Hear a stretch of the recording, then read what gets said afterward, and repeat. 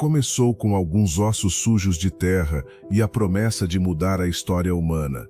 Numa pequena vila inglesa, uma descoberta modesta começou a parecer gigantesca. Os fragmentos pareciam humanos, antigos e incrivelmente importantes. Havia algo de errado neles, mas também algo irresistivelmente convincente. Era exatamente isso que tornava a história tão perigosa. A descoberta recebeu um nome e com ele uma autoridade inesperada. Em pouco tempo, o fóssil deixou de ser achado e virou símbolo. Afinal, talvez o elo perdido tivesse sido encontrado ali, em solo inglês. Para entender o engano, é preciso entender o desejo que o criou. A Europa queria encontrar a origem humana quase como quem procura uma coroa. A Alemanha tinha fósseis, a França tinha cavernas e a rivalidade era silenciosa. A Inglaterra também queria o seu ancestral, antigo, nobre e decisivo. Foi aí que os fragmentos de Piltdown pareceram cair do céu. O crânio sugeria um cérebro grande, quase moderno para a época remota. A mandíbula, porém, parecia mais primitiva e brutal. Juntos, aqueles ossos contavam uma história perfeita demais para ser ignorada, e especialistas famosos quiseram ouvi-la antes mesmo de atestar direito. O anúncio foi tratado como vitória científica e também como vitória nacional. Ilustrações e reconstruções transformaram o fóssil em ancestral plausível.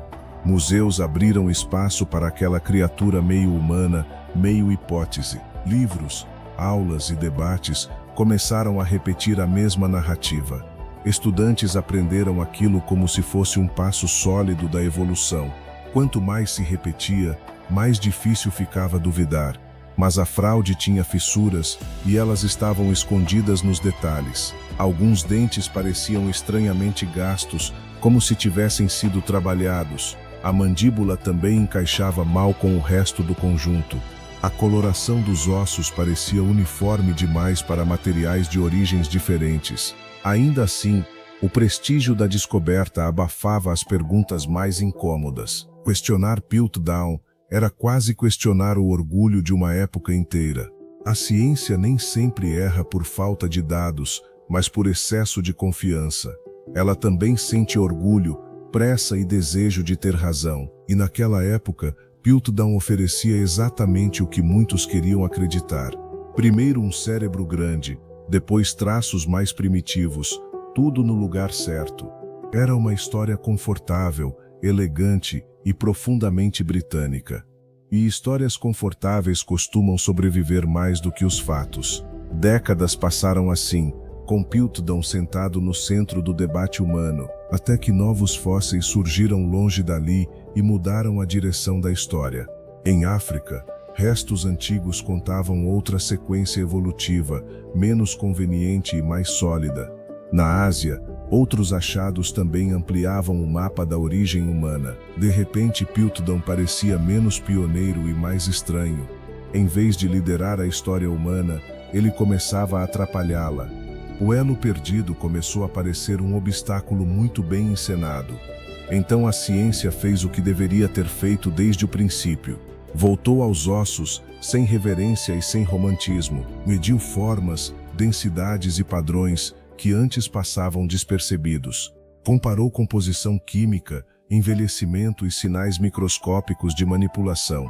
Examinou detalhe por detalhe, até o mito começar a ceder. O resultado foi devastador para a reputação de toda aquela descoberta. O crânio era humano e relativamente recente, não uma relíquia ancestral. A mandíbula vinha de um orangotango, cortada para parecer outra coisa. Os dentes haviam sido limados para imitar desgaste humano antigo. Os ossos tinham recebido tratamento químico para parecerem muito mais velhos. Até a cor tinha sido fabricada para convencer olhos treinados. Não era uma descoberta extraordinária, era uma montagem meticulosa. Era quase uma obra de teatro feita com ossos, ambição e timing perfeito. E ela funcionou porque dizia exatamente aquilo que muitos desejavam ouvir. O mais inquietante não é a mentira, mas a facilidade com que ela foi aceita. Ninguém precisava de provas perfeitas quando a história já parecia bonita demais, bastava parecer plausível, prestigioso e nacionalmente conveniente. Até hoje existe debate sobre quem montou essa fraude com tanta precisão.